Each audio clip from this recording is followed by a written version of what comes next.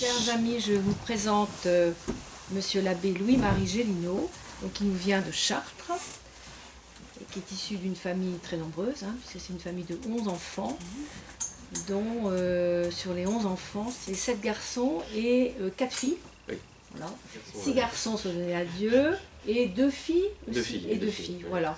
Donc sur les 11 enfants, 8, c'est assez exceptionnel, voilà. Une maman exceptionnelle. Oui, exceptionnel, tout à fait. Et bien sûr, Monsieur l'abbé est très musicien, parce que j'ai regardé votre enseignement, votre éducation. Donc vous avez en fait fait le conservatoire de Château-Gontier, je crois. Oui, j'étais dirigé par papa. Voilà, donc vous avez fait des études, vous êtes violoncelliste, oui. Pianiste, organiste.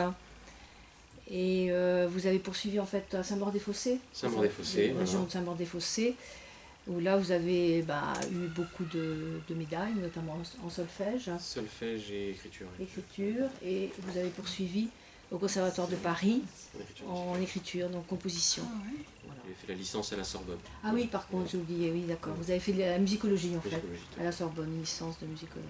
Donc vous avez fait les mêmes études que moi en fait. Ah bah voilà. Voilà, moi aussi j'ai fait ça. Voilà. Mais pas à la Sorbonne, moi j'étais à Tours. Le but c'est aussi de pouvoir faire entendre et rentrer. Bien sûr. Donc je veux dire, c'est pas inutile qu'il y ait sûr, quelques réactions sur le vif, quoi.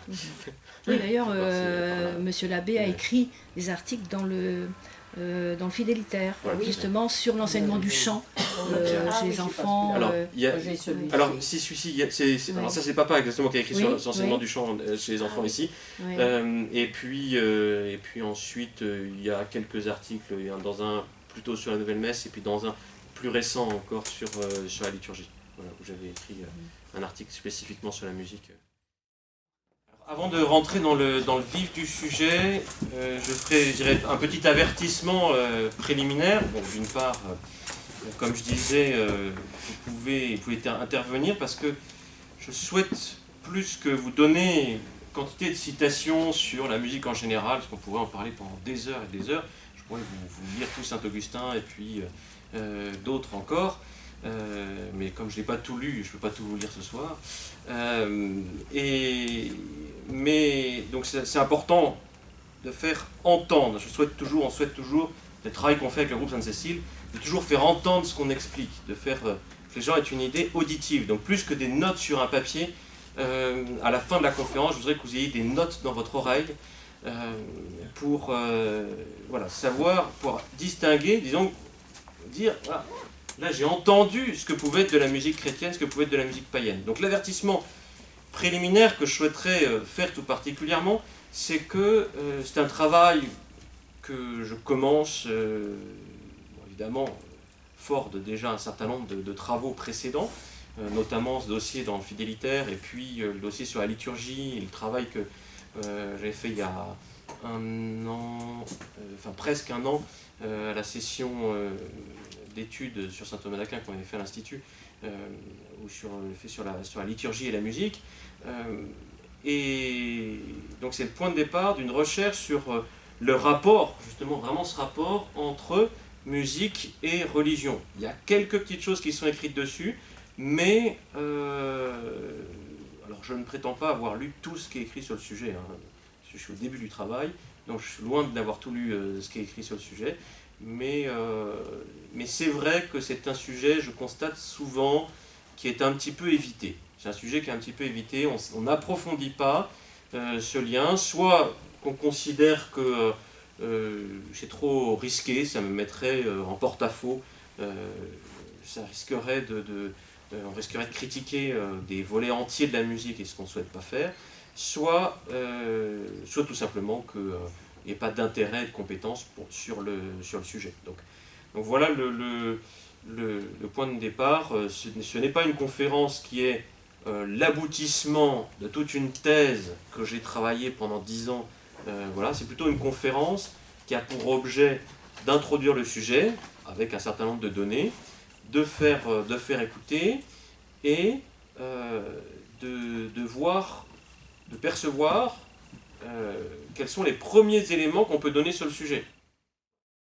Donc sur la fiche, nous avons mis musique chrétienne, la musique chrétienne ou païenne à la lumière de Sainte Cécile. Parce que c'est très intéressant, les actes de Sainte Cécile, dans ce qu'on a au premier répond de l'office de Sainte Cécile, on a ce texte, au son des instruments de musique, la Vierge Cécile adressait en son cœur un chant au Seigneur, disant « Que mon cœur et mon corps soient purs, Seigneur, pour que je ne sois pas confondu. » Elle recommandait au Seigneur par des prières et des jeûnes, se prolongeant 2 ou 3 jours, le trésor qu'elle craignait de perdre.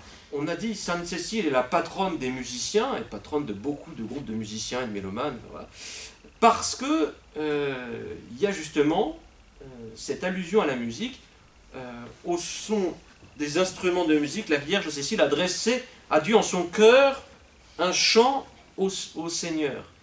Et en fait, si on y regarde de près, c'est un peu l'objection qu'on pourrait faire, c'est que ce chant de Sainte Cécile, ce n'est pas le son des instruments, ce n'est pas la musique qu'on connaît.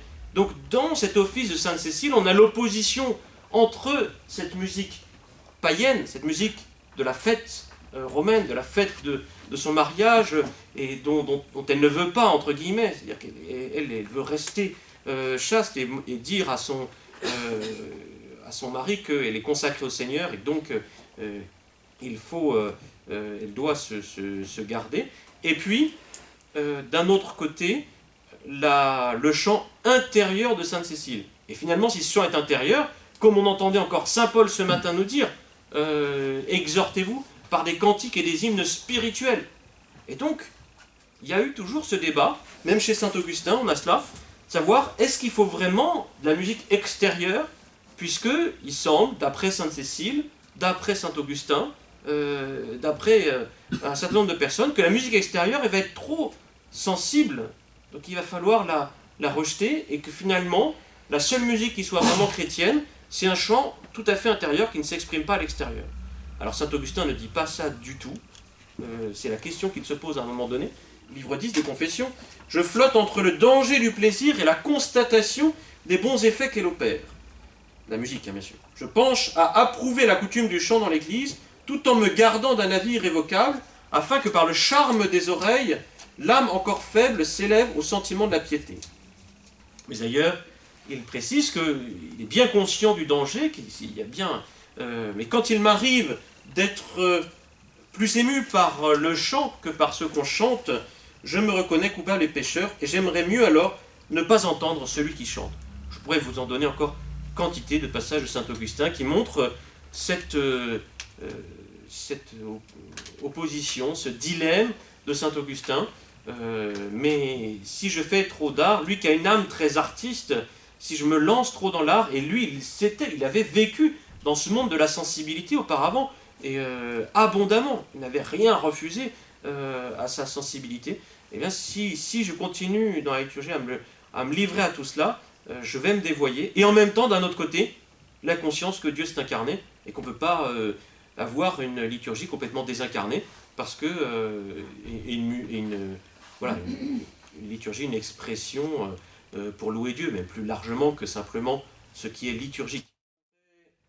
Oui, alors quand même, juste avant de rentrer là-dedans, dans cette première partie, je voudrais dire que si je dis la musique est-elle chrétienne ou païenne, c'est que je vais voir d'un côté la musique en tant que telle, et je vais voir si on peut la rapprocher, ou si du moins certaines musiques peuvent se rapprocher plus d'un idéal chrétien, plus de la civilisation chrétienne ou de la civilisation païenne. Je suivrai en cela, au niveau, pour la définition, je dirais, de l'adjectif chrétien ou païen, ce que décrit Monseigneur de Lassus dans la Conjuration antichrétienne, où il parle de la civilisation chrétienne, de la civilisation païenne, on y reviendra tout à l'heure.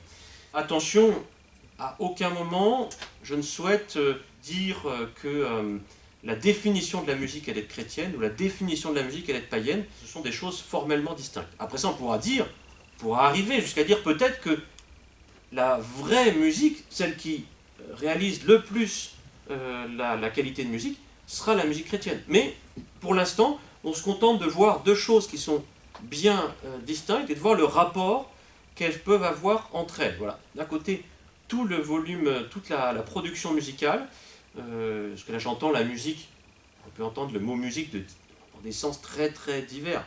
On peut entendre le mot musique comme l'art du musicien, et encore, de quel musicien parle-t-on?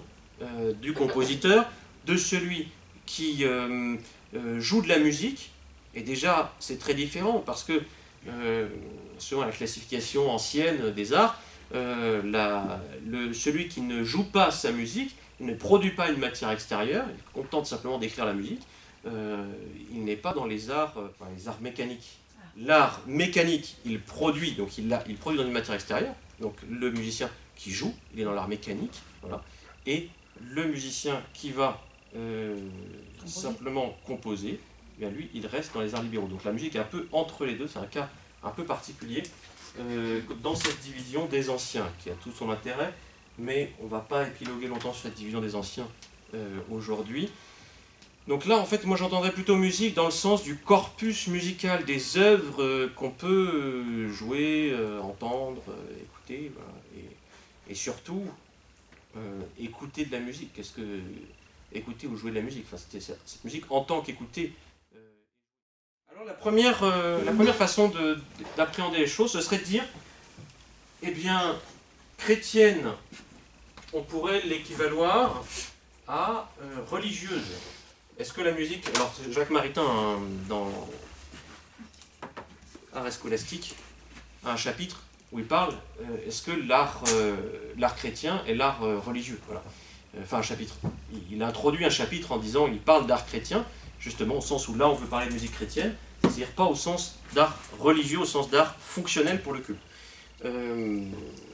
J'utilise plutôt le terme religieux que liturgique, ici, parce qu'on peut distinguer les œuvres qui sont vraiment faites pour la liturgie et certaines qui ne rentrent pas dans le cadre de la liturgie, mais qui sont d'inspiration religieuse, qui sont faites pour aller avec. Voilà. Donc est-ce que la musique, et c'est là où on va comprendre que je parle de musique et pas d'autre chose, est-ce que la musique est chrétienne parce que son thème est religieux? Alors je vais vous donner des exemples. Alors il y a de la messe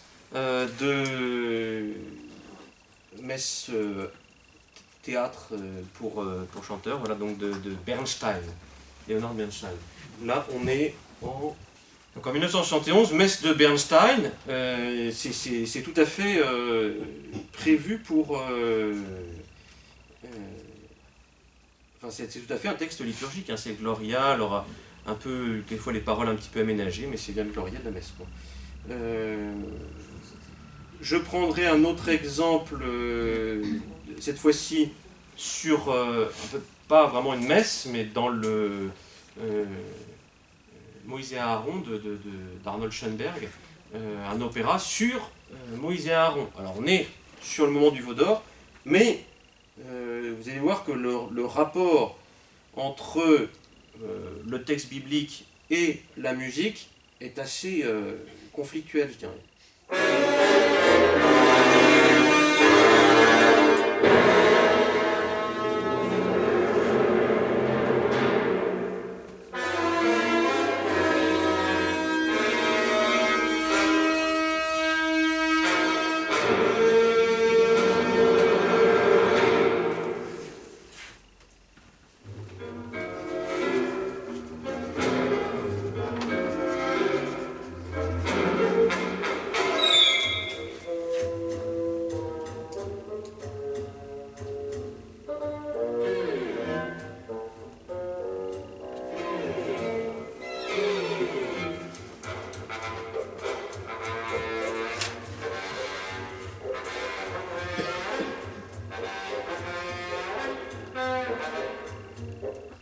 Voilà, bon, je coupe par là, mais effectivement, vous sentez que c'est une musique. Alors bon, on est dans l'école de Vienne, la musique sérielle, pour ceux qui ont étudié tout ça en détail, c'est un moment qui est de la musique qui n'est pas facile à appréhender.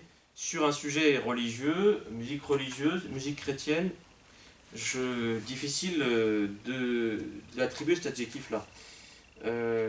J'irai aussi, alors là, sur quelque chose que j'ai cité. Alors là, en revanche, il n'y a pas le texte, mais ça fait partie de la messe pour le temps présent de Pierre Henry. Alors c'est dans un autre dossier de Fidélitaire.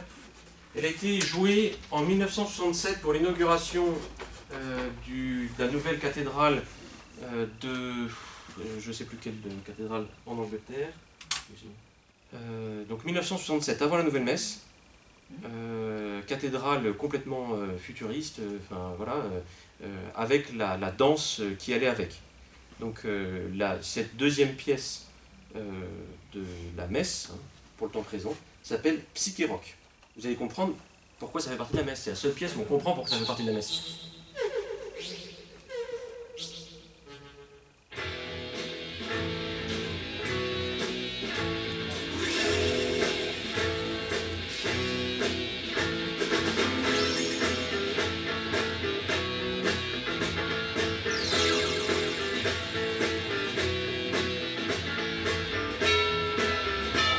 Cloche.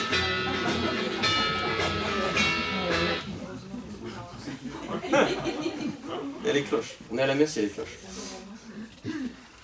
Si je reviens plus en arrière, chez Berlioz par exemple, on a une utilisation moqueuse du dies irae qui est pas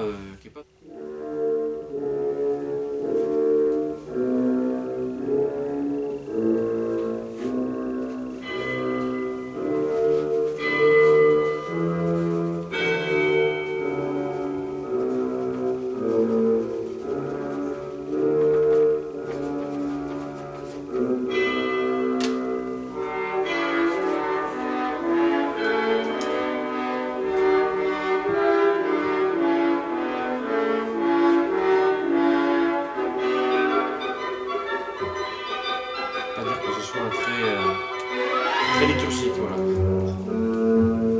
Chrétien dans l'esprit.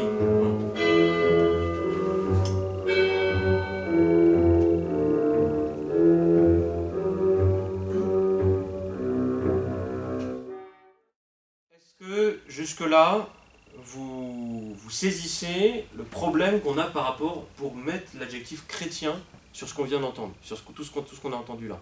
Voilà. Donc ça, on a du mal à lui coller l'adjectif chrétien. Voilà, ça. Je continue un petit peu en arrière, en montant dans le temps.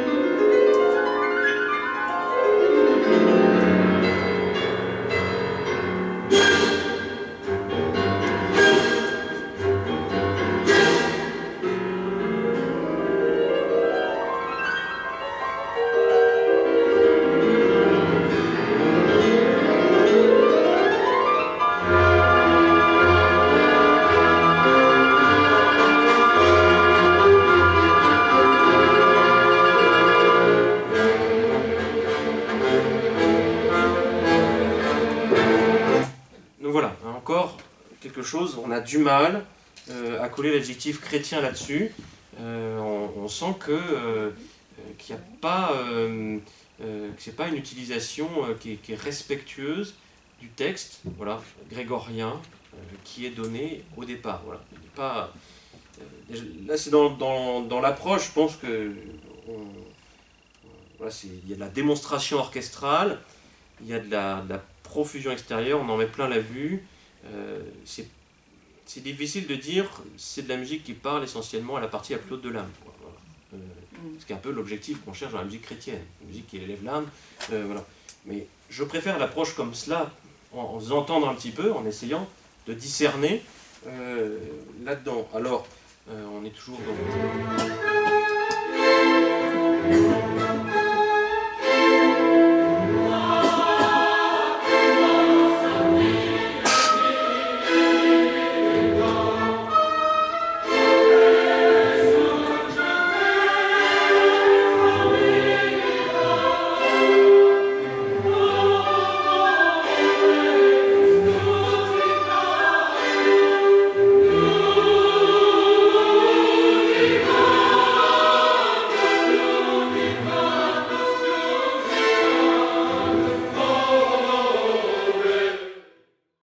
plutôt à l'opéra, on est plutôt dans un autre type de musique. Voilà, la News Day évidemment. Souvent dans la News Day, vous avez...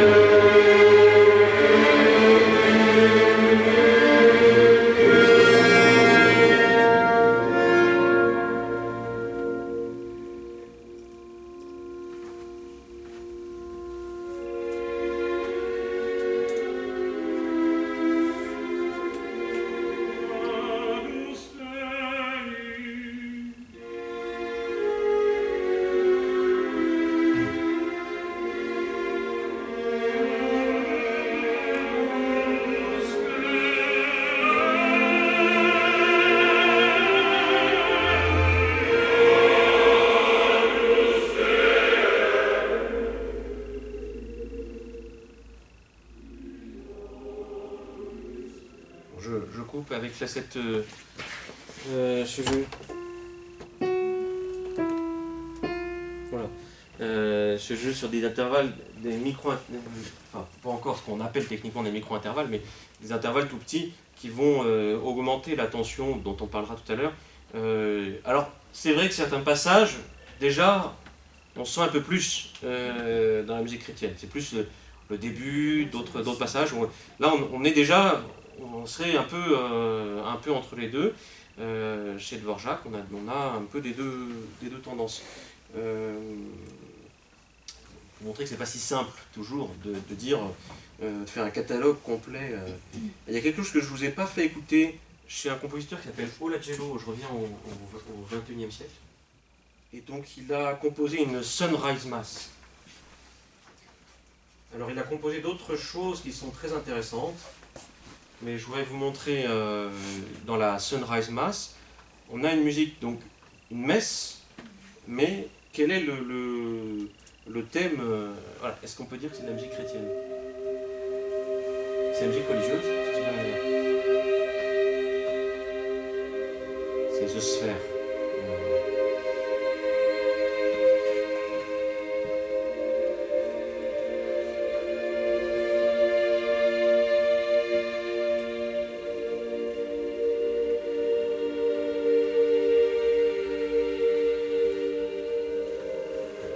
J'avance sur Gloria, enfin je sais toi Gloria.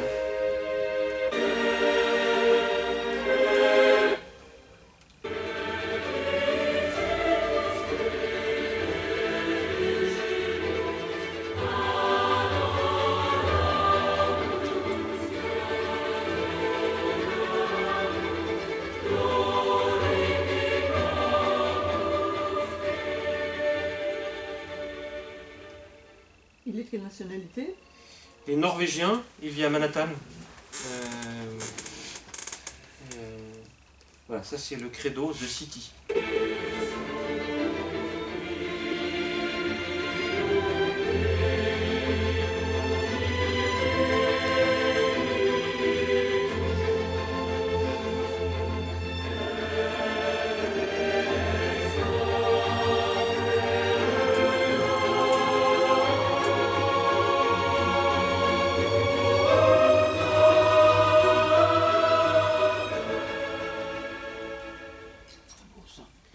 Voilà, c'est très beau, mais ensuite, est-ce qu'on peut mettre l'adjectif chrétien là-dessus?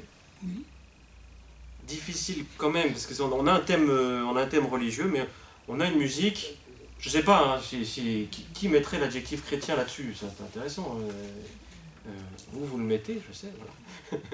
Mais voilà, c'est pas forcément à l'appréciation générale, ensuite on va rentrer plus dans le détail, mais à l'appréciation générale, une musique comme ça, on a un petit peu de mal à lui coller l'adjectif chrétien, dire c'est une musique pour ma vie chrétienne qui va... voilà, c'est toujours la question de Saint-Augustin. Tout à fait, c'est musique de film. C'est musique de film, de toute façon, le but c'est d'exprimer, hein, c'est la Sunrise Mass, c'est d'exprimer le lever du soleil sur les différents aspects. Donc on est dans... Voilà, là c'est la cité qui s'éveille, et donc la ville qui s'éveille. On est loin de la méditation, mais peut-être qu'il y a un aspect nature, tout à fait. un peu... Tout à fait. Alors ensuite, effectivement, on va revenir plus dans le détail. Disons qu'on peut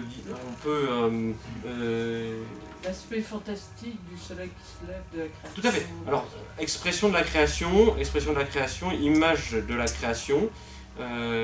Maintenant, on va voir où on arrive quand on revient un petit peu en arrière, et puis jusqu'à la charnière. Je vais monter jusqu'à la charnière où il se passe quelque chose.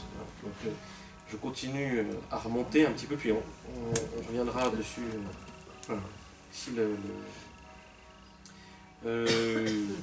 j'ai noté la Missa Solemnis à la fois de Mozart et de Beethoven, où on n'est pas forcément dans des choses...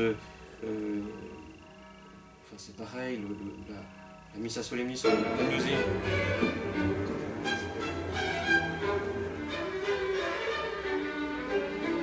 Donc, on retrouve ce principe de syncope chez Beethoven plusieurs points.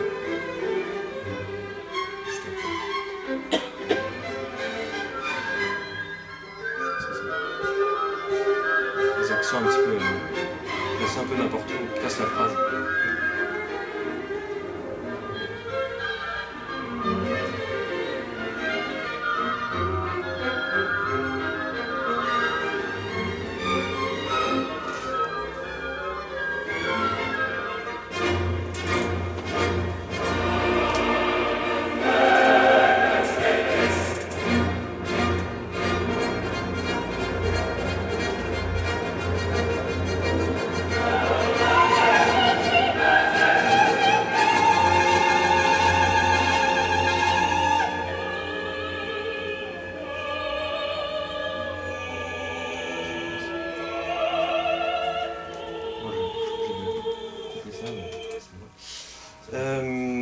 Donc là, ce que je voulais vous faire entendre chez Beethoven, on a ces accents qui viennent casser la phrase, c'est très typique de Beethoven, ces accents qui viennent casser la phrase. C'est pareil, est-ce qu'on peut coller un adjectif chrétien à une musique avec un rythme aussi saccadé de cette manière? C'est un peu délicat. Bien sûr, on n'est pas dans la messe pour le temps présent de Pierre-Henri, hein, je suis d'accord. On est très loin mais est-ce qu'on peut dire ça? Alors dans la musique baroque, on a aussi pas mal de choses. Il faut dégoûter un peu les passages. Peut-être je vous prendrai comme exemple les Vêpres à la Vierge de Monteverdi.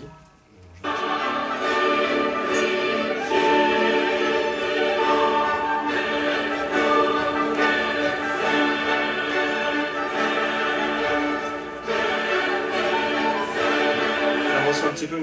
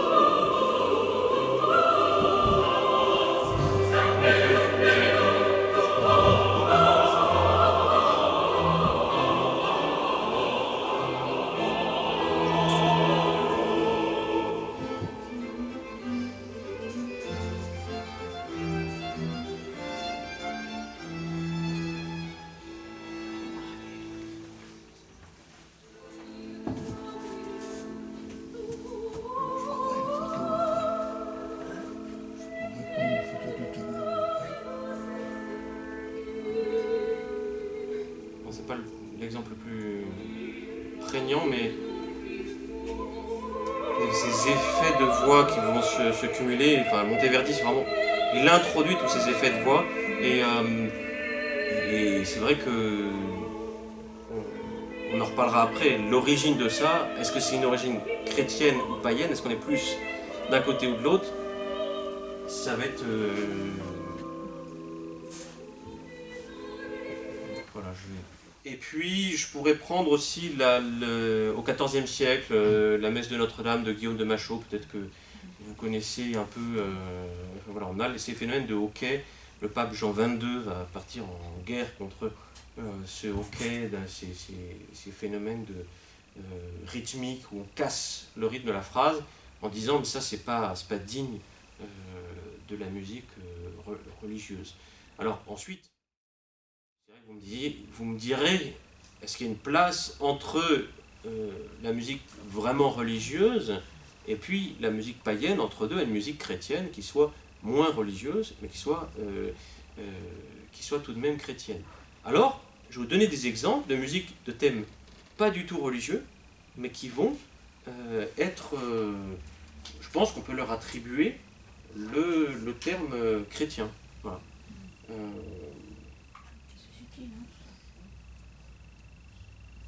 Par exemple, si je prends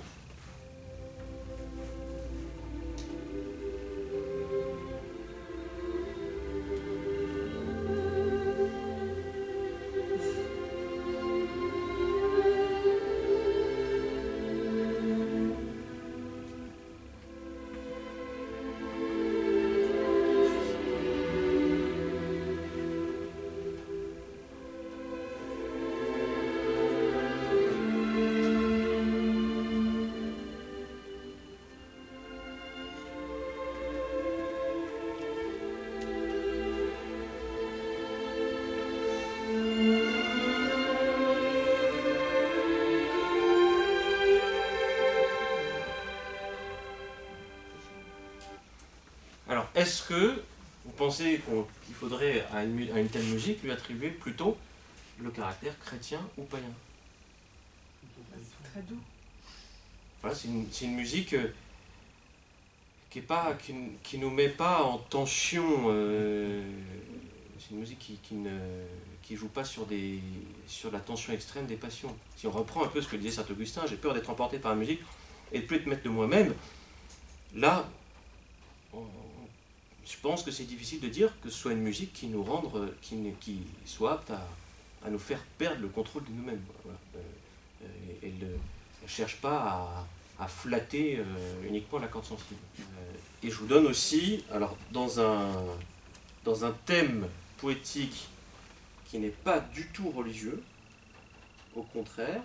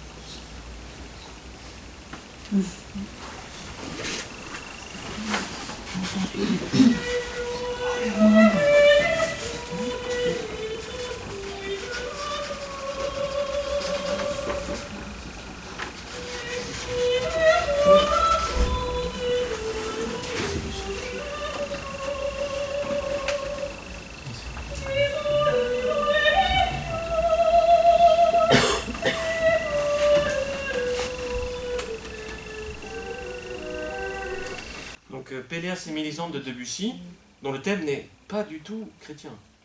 Thème littéraire, pas du tout chrétien. Au contraire. En revanche, pour composer Péléas et Mélisande, Debussy a fait le voyage de Solesmes, a voulu écouter le chant grégorien tout particulièrement et s'inspirer du chant grégorien. C'est pour ça qu'on a ces mélodies qui sont inspirées du chant grégorien.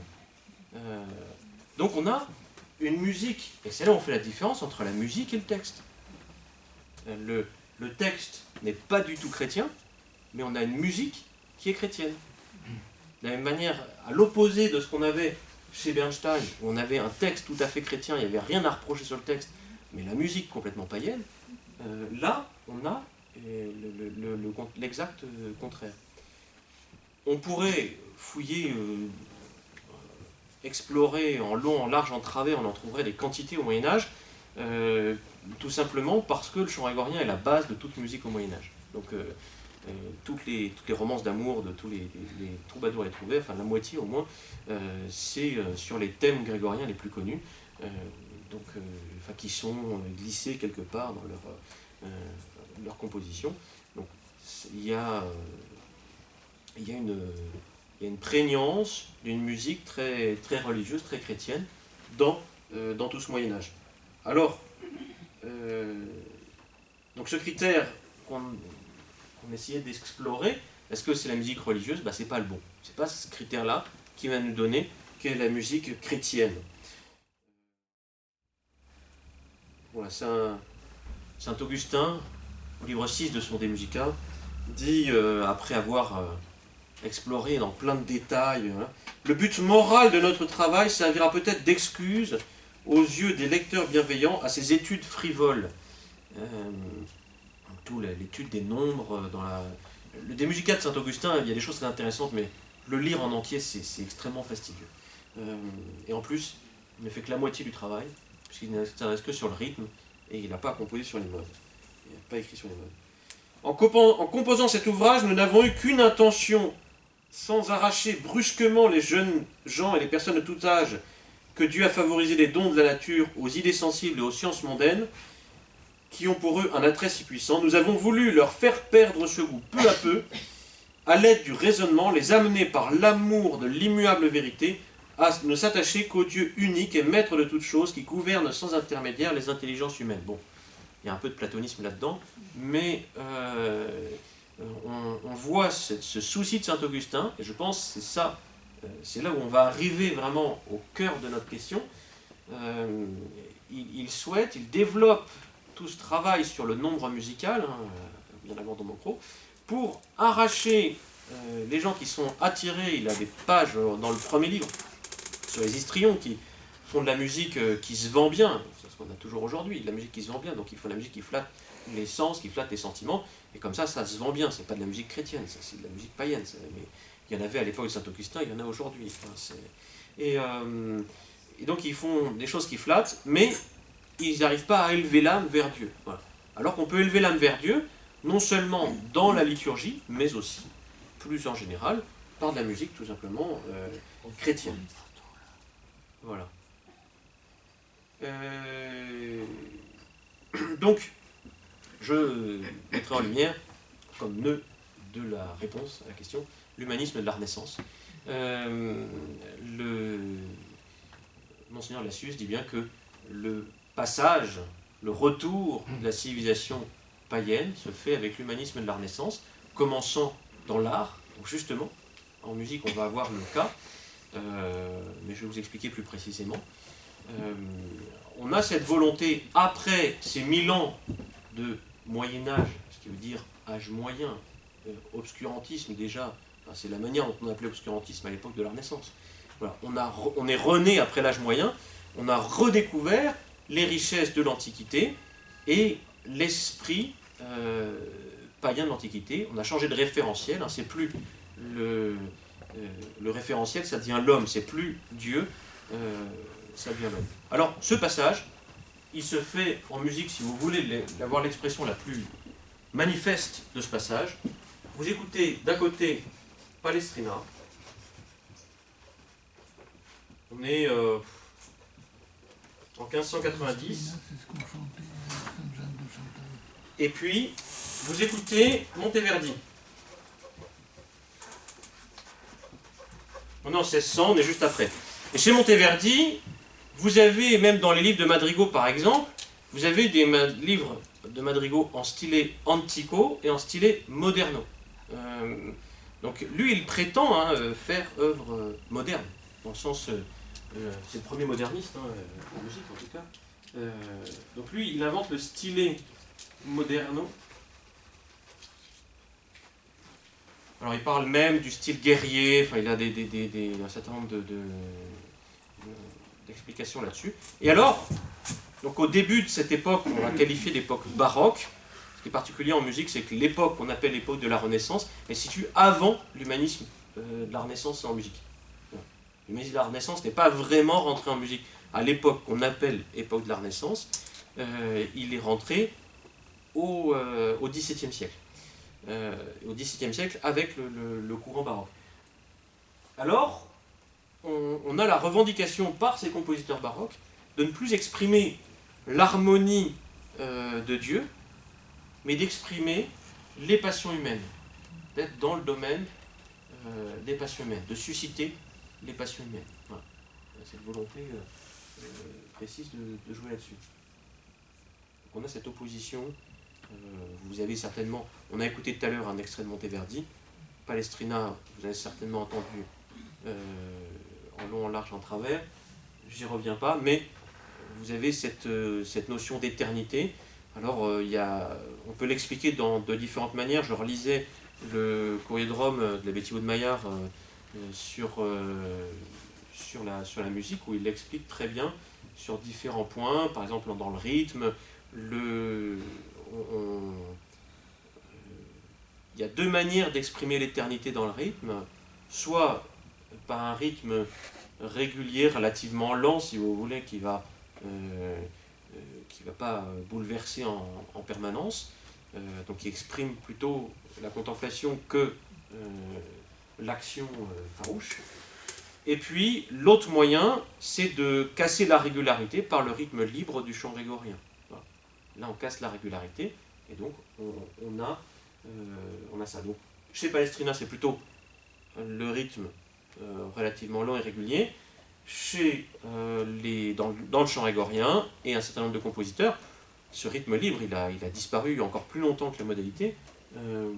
C'est cette manière de faire. En revanche, avec le style moderno, on va avoir, il parle même du style guerrier, c'est-à-dire quelque chose d'excité. On va exciter le rythme, chercher à donner la virtuosité instrumentale. Et voilà. Dans le changement de référentiel, on peut citer comme œuvres qui sont majeures, alors pas musicales, mais qui montrent ce changement de la Renaissance. Il y a bien sûr l'Homme de Vitruve, et puis la Chapelle Sixtine, qui change le référentiel, la manière de penser l'art. Donc c'est la création de l'opéra. Voilà. On s'éloigne de la voix pour écrire des pièces purement instrumentales. Parallèlement, on va faire disparaître la diversité des modes pour passer au majeur, au mineur. Je fais un tout petit exemple chez Couperin.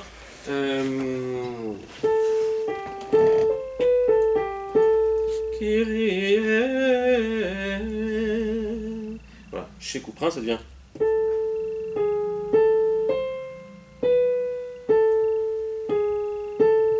Voilà, on a changé parce que ça nous embêtait d'avoir.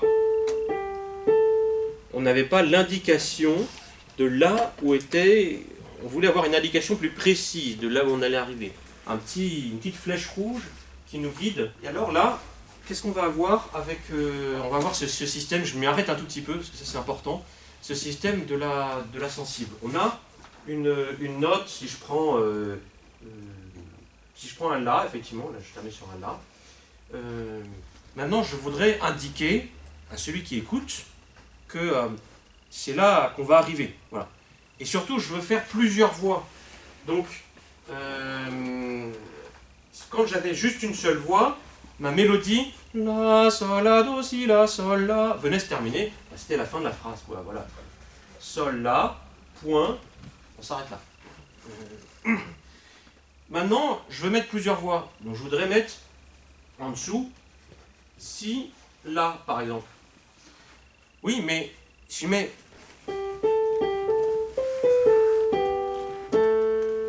C'est assez neutre comme enchaînement. Je voudrais quelque chose qui m'indique plus précisément. Je voudrais une flèche rouge là qui me dise c'est là que ça termine. Voilà. Et donc qu'est-ce que je vais faire ? Eh ben, je vais mettre ça en rouge. Je vais chercher quelque chose qui me tende un petit peu. Alors, je vais mettre. Pour ça, je vais mettre un dièse ici. Alors encore plus.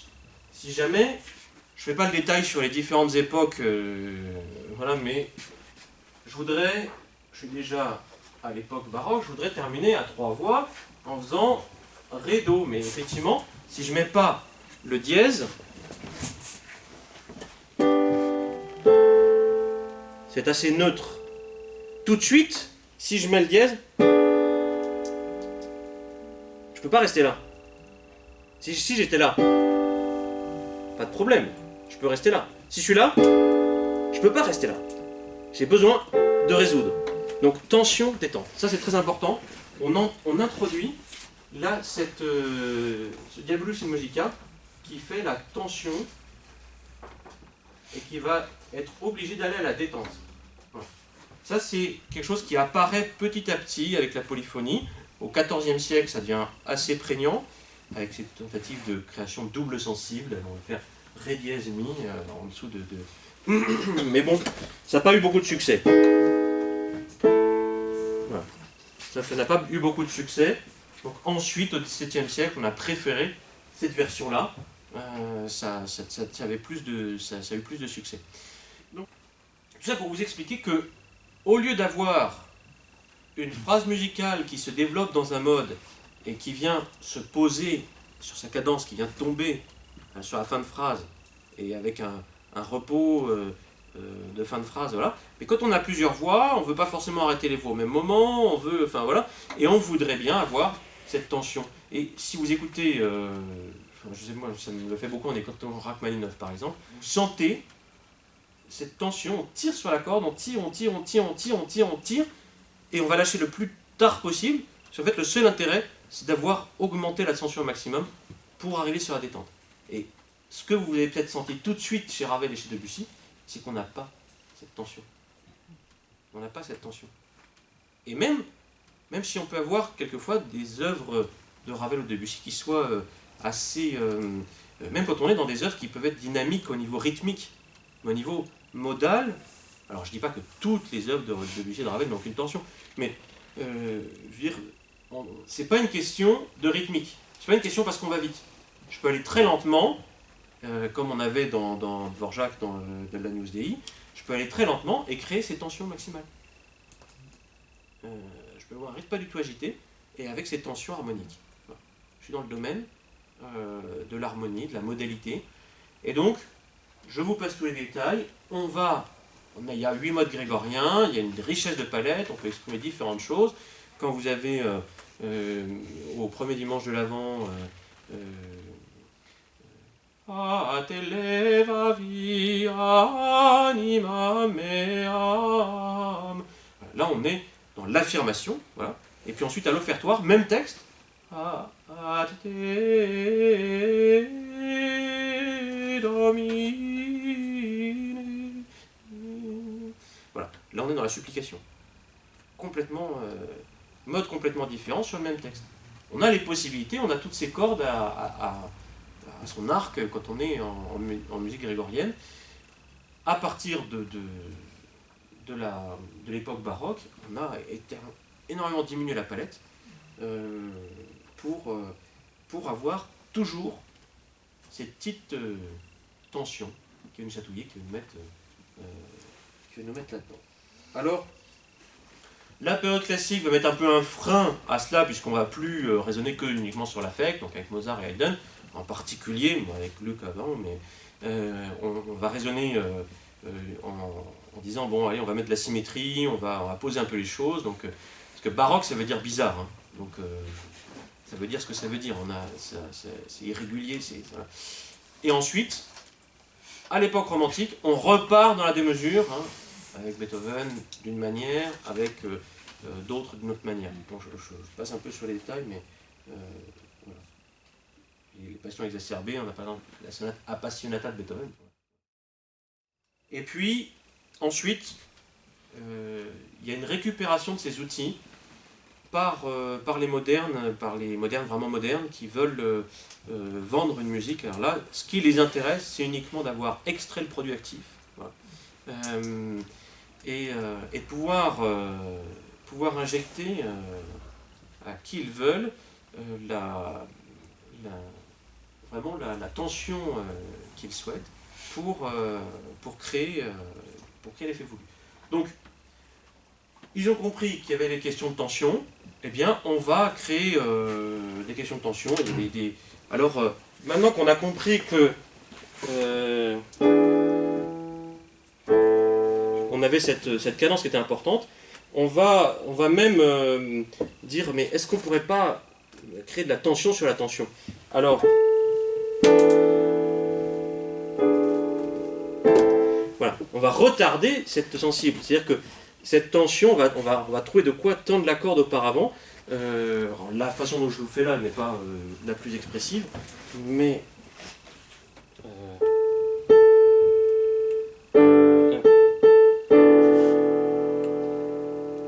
et là, en musique de variété, c'est le moment où on met le plus de choses. C'est le moment où il y a le plus de tension. J'ai vu une explication. Parce qu'il y a, sur Internet, on trouve plein de tutoriels pour faire des musiques de variété, parce que les procédés sont relativement simples. Vous prenez 4 accords, et puis vous faites votre série, vous composez votre chanson là-dessus. Donc, déjà, premier phénomène, c'est de donner la tension, de rajouter la tension maximale, et de fonctionner avec des procédés comme ça de tension qui vont s'enchaîner un peu les uns aux autres. Donc, vous avez...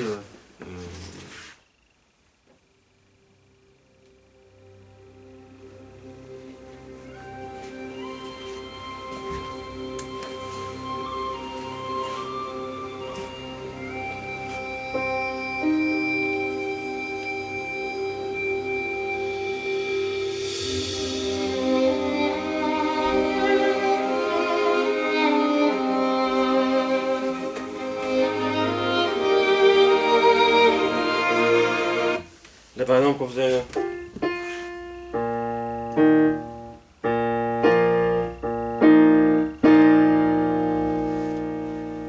On vous indique, on vous flèche à fond que... Voilà. Et simplement le fait de poser sur cet accord, voilà, ce que je fais quand j'écoute ce genre de musique, c'est que je compte le nombre de secondes pour arriver à là. Voilà. Parce que c'est partie des procédés qui sont dans le tiroir. Combien de temps il va mettre à le sortir du tiroir? Voilà. Et ça manque pas. C'est rare d'attendre longtemps, voilà, pour avoir ce genre de procédé. On a quand même 30 secondes. Mais... Ça, c'est premier aspect dans ce qui concerne l'harmonie, dans ce qui concerne l'harmonie. Deuxième aspect, ça va être la génération de la mélodie par l'harmonie.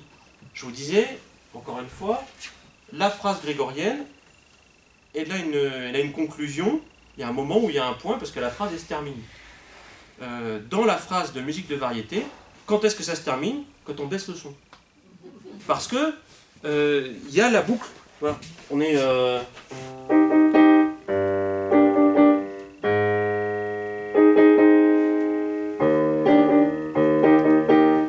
faut faire pas plus de 4 accords, donc je redis en début. Voilà.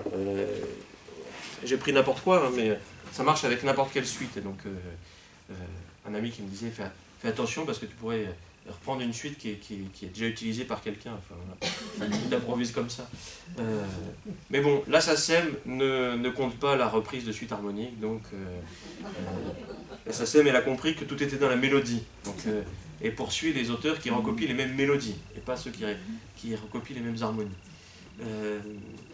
Donc, harmonie qui va générer la mélodie. C'est-à-dire que j'ai fait ma petite suite et maintenant je vais improviser un peu dessus. C'est le cas ici. C'est le cas ici. La mélodie n'a pas...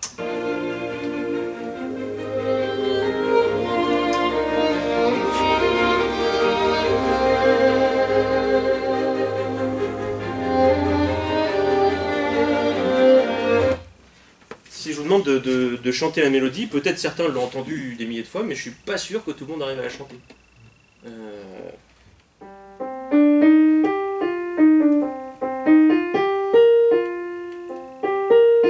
Parce que c'est une structure de mélodie qui est juste générée par l'harmonie. Elle n'a plus d'intérêt maintenant, si je fais que la mélodie. Voilà. Pour prendre un exemple où il y a beaucoup d'harmonie, et où on a... qu'on pourrait comparer, si vous voulez. Eh bien, je prendrais un exemple chez Rachmaninov. concerto.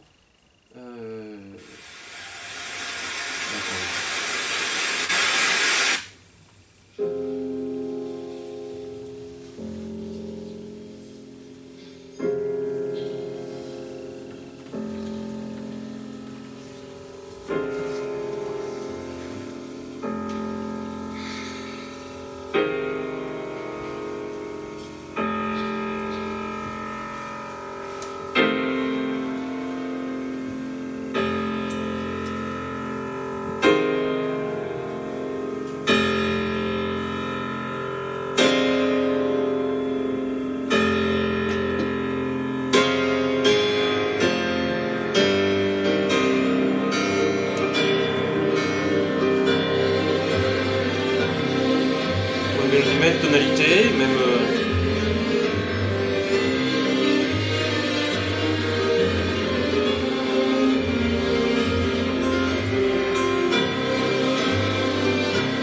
Il y a une mélodie qui revient, qui est...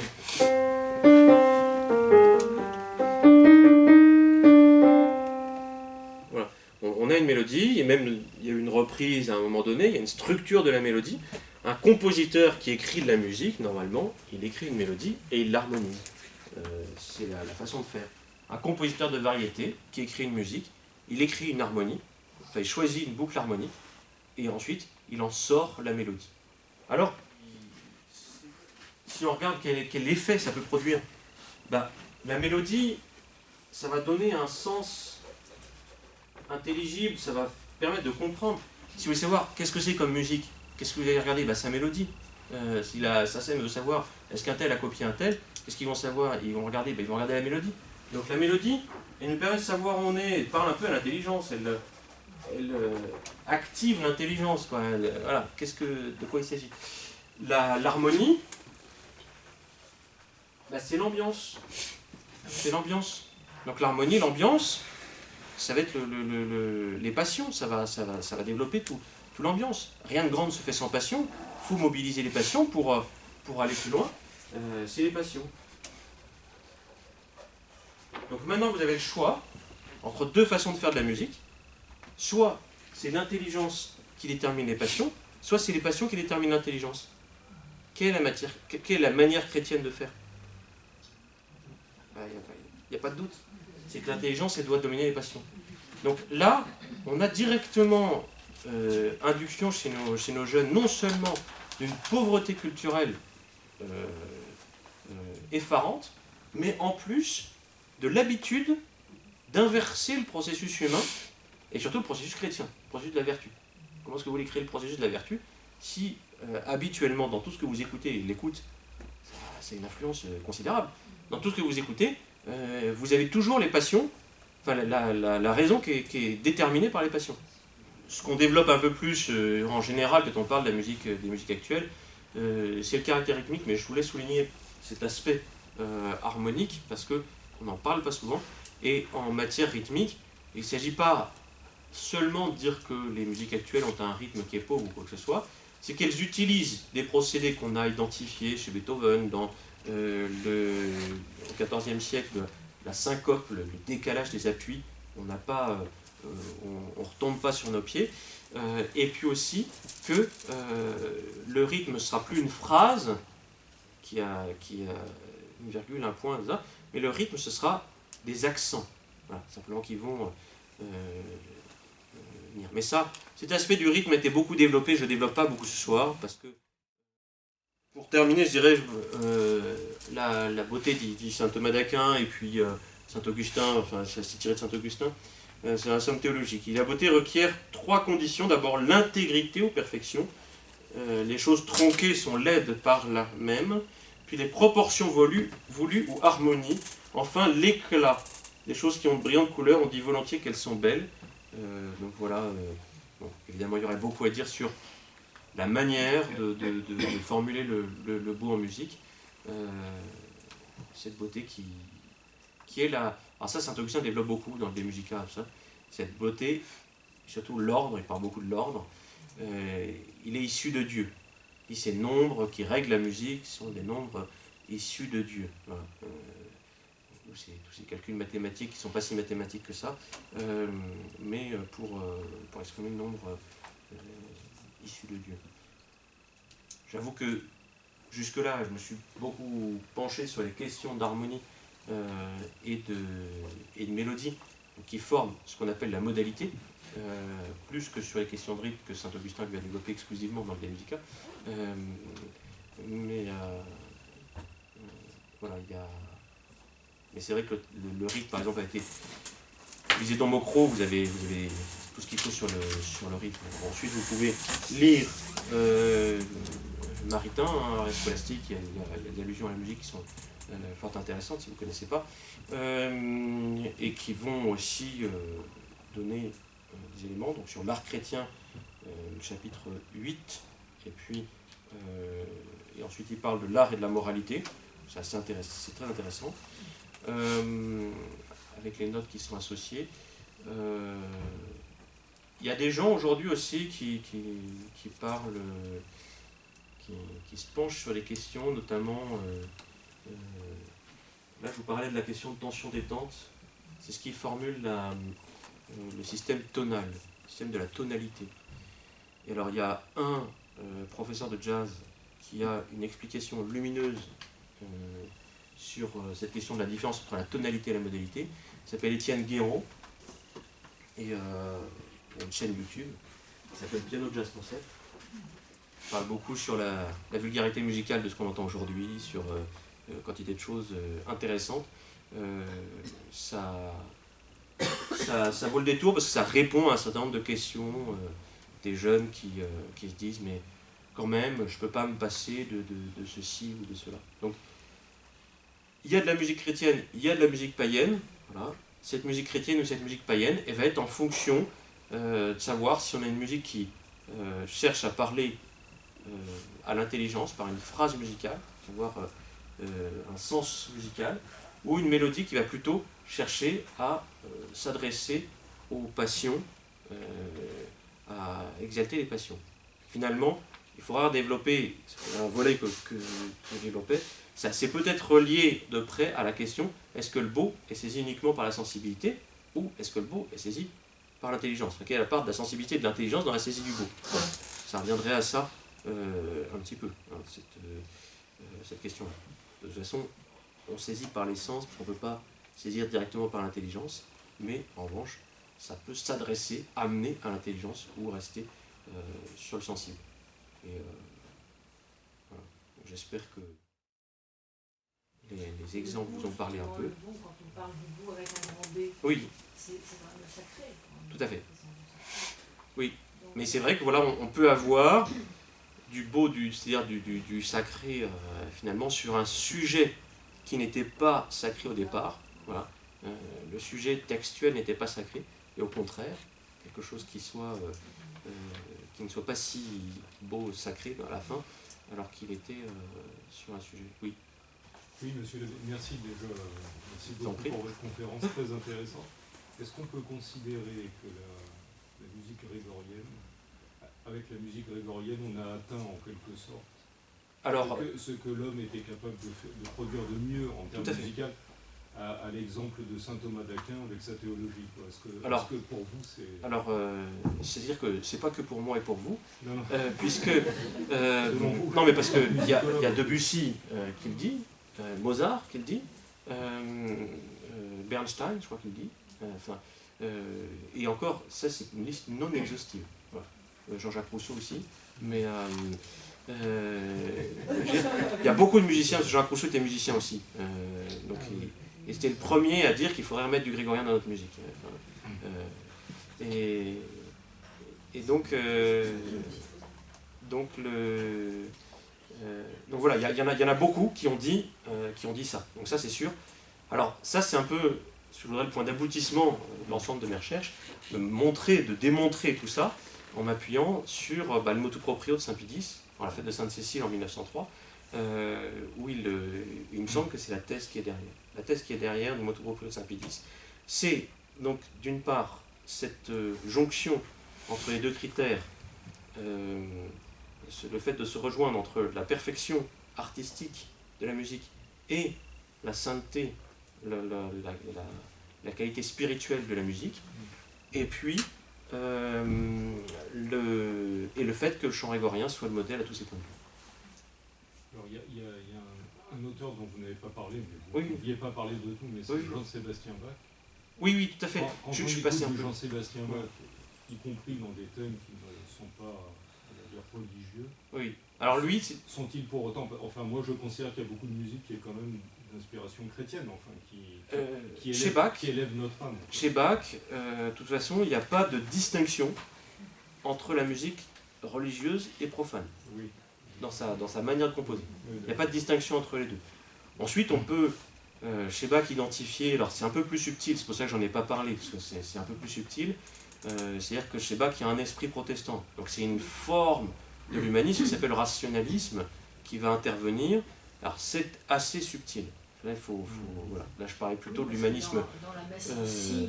Je parlais de l'humanisme plutôt sensible, c'est chez Handel, par exemple, j'aurais pu vous donner l'exemple de Handel, aussi, l'Ode à Sainte-Cécile, c'est pas dans tous les passages, ça dépend un peu des passages, le Messie, il y a des choses très intéressantes, enfin, voilà, mais dans l'Ode à Sainte-Cécile, par exemple, c'est pas partout aussi spirituel, voilà, qu'il faut, on est uniquement dans le sensible. Chez Bach, c'est différent, parce que le rationalisme, c'est pas sensible, mais en même temps, c'est pas divin non plus, enfin, c'est entre les deux. Pourtant, sa messe, la messe qu'il a écrite peu de temps avant sa mort est quand même exceptionnelle. Non mais Bach c'est exceptionnel. Bach c'est un génie. Non, ça c'est sûr que vous voulez simplement, c'est juste qu'il faut avoir plusieurs cerveaux pour écouter Bach. Non, là on est vraiment dans le cas du rationalisme qui est encore à part et qui n'a pas vraiment de résurgence aujourd'hui. Si, peut-être chez Schoenberg, si vous voulez. On pourrait dire celui qui est de la même manière que les musiciens de variété vont à fond dans poussent au bout ce qu'a fait Monteverdi et les gens qui l'ont suivi. Voilà. De la même manière, c'est Schoenberg qui a poussé à bout ce qu'avait fait Bach. Voilà. D'avoir une musique très intellectuelle et parfois qui manque peut-être un petit peu de vie sensible. Oui, de vie sensible d'un certain côté, et de cet équilibre en fait entre les deux qui fait qui élève vraiment l'âme. C'est-à-dire aussi le fait que ça reste à la mesure de l'homme. Je sais pas, c'est-à-dire c'est sa propre intelligence. C'est pas chez Mozart, il y a un côté un peu inspiré quoi. Je sais pas qu'on a l'impression qu'il y a tout en main quoi. Même si c'est plus complexe. Mais...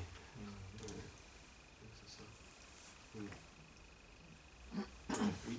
Et chez Schubert, les messes de Schubert, ah oui. sont belles. Schubert, alors je les connais pas bien, je ne connais pas tout. Schubert c'est un grand mélodiste. Donc ça, si vous voulez, il y a une filiation Mozart, Schubert, Chopin, c'est des grands mélodistes.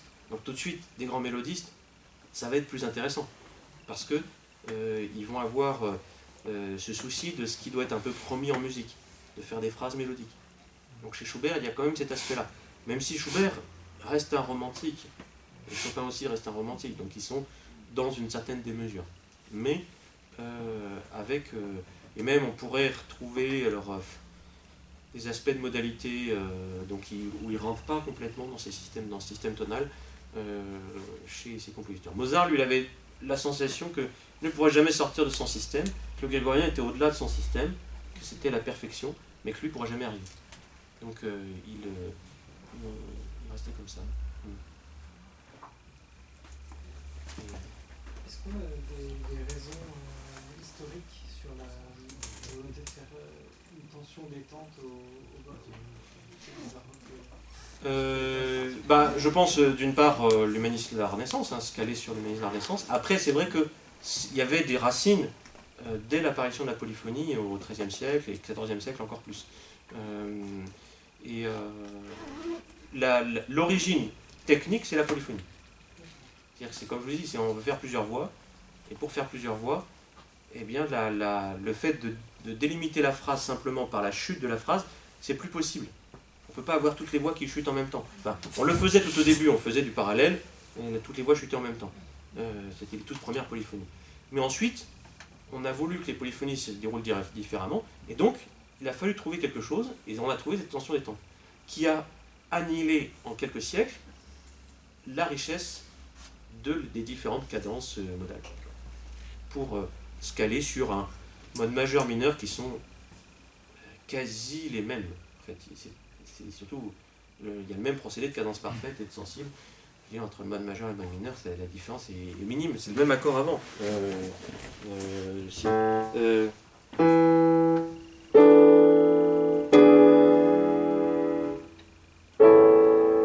Voilà. Je peux terminer en La majeur, ou je peux terminer en La mineur. Voilà. Ça marche tout pareil, donc c'est très peu différent. Il y a la fameuse tierce picarde de Bach. Et ce que vont faire les baroques justement, c'est qu'ils vont dire finalement il n'y a pas de différence entre le majeur et le mineur, puisque même quand on est en mineur, on termine en majeur quand même. Donc finalement, c'est pour ça, dire il y a deux modes, majeur-mineur, on a différentes transpositions, différentes tonalités, enfin voilà, non, on a nivelé, il y a plus de... On a enlevé toute la richesse du grégorien. L'idée est très juste, hein. Modalement, le grégorien nous apporte des ambiances différentes, on ne peut plus avoir tout ça. On a multiplié numériquement. Alors si, ça rejoint, c'est très intéressant, ça rejoint une autre révolution, c'est le nominalisme. C'est-à-dire que on passe dans plusieurs domaines, entre le XIVe siècle et le XVIIe siècle, du monde de la qualité au monde de la quantité. Et ça, on le voit dans des domaines très très différents. Et là, en tout cas, en musique, c'est clair. C'est-à-dire qu'on va chercher à multiplier les instruments, à pouvoir jouer plus vite, à pouvoir diviser les notes longues voilà, et on n'est plus dans la qualité. On n'a plus des modes. C'est une qualité. Hein.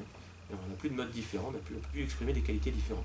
En revanche, la quantité, 1000 instruments, voilà, on y va. Clavier bien tempéré, toutes les tonalités, on peut aller dans tous les dièses.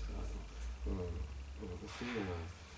développe sur ce niveau-là. Ça ne veut pas dire qu'il n'y a rien d'intéressant dans toute cette musique-là, hein.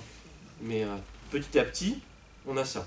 Et ensuite, les modernes qui veulent faire de la musique qui se vende, qui soit plus que de l'objet de marché, eh bien, ils vont aller chercher dans ces idées-là la substantifique moelle qui va leur permettre de vendre tout ce qu'ils peuvent. De flatter tout, de flatter directement. Ça, c'est sûr. Mais ensuite, bon, évidemment, ça c'est une introduction, c'est une approche. Ensuite, il faut tout le travail d'une vie d'écouter. Mais c'est intéressant d'écouter puis de comparer.